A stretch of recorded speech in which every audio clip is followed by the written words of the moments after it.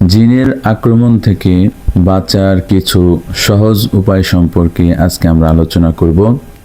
সম্মানিত দর্শক শ্রোতা ভাইরা, পূর্বের কোনো এক ভিডিওতে বলেছিলাম যে জিনের আক্রমণ থেকে বাঁচার জন্য কিছু কথা আপনাদের সম্মুখে পেশ করব ইনশাল্লাহ।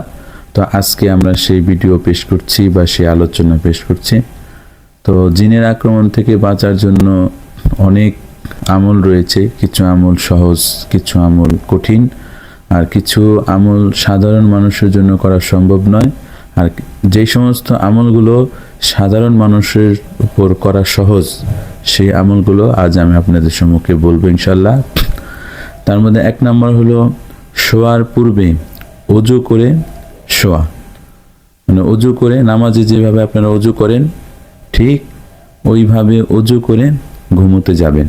আর দ্বিতীয় কথা হলো যে 5 ওয়াক্ত নামাজ পড়বেন, বিশেষ করে এশার নামাজ এবং বেতেরের নামাজ পড়েই ঘুমাবেন। বেতের নামাজ পড়া ছাড়া ঘুমাবেন না ইনশাআল্লাহ। আর তৃতীয় হলো সূরা ফালাক, সূরা নাস, এগুলো তেলাওয়াত করবেন। বিছানায় শুয়ে শুয়ে এগুলো তেলাওয়াত করবেন।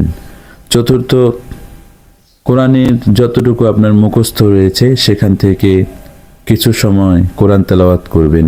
পঞ্চম, আয়াতুল কুরসি মুখস্থ না থাকলে মুখস্থ করবেন এবং এটা 5 ওয়াক্ত নামাজের পর বিশেষ করে শোবার সময় এই আয়াতুল কুরসি তেলাওয়াত করবেন। ষষ্ঠ, বিছানায় শুয়ে শুয়ে, এটা একদম সহজ আমল, 33 বার সুবহানাল্লাহ, 33 বার আলহামদুলিল্লাহ, 34 বার আল্লাহু আকবার।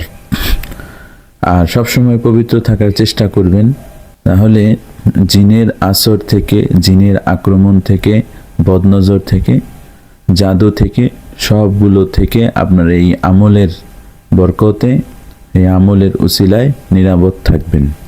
সকলেই দোয়া করবেন। আসসালামু আলাইকুম ওয়া রাহমাতুল্লাহি ওয়া বারাকাতুহু।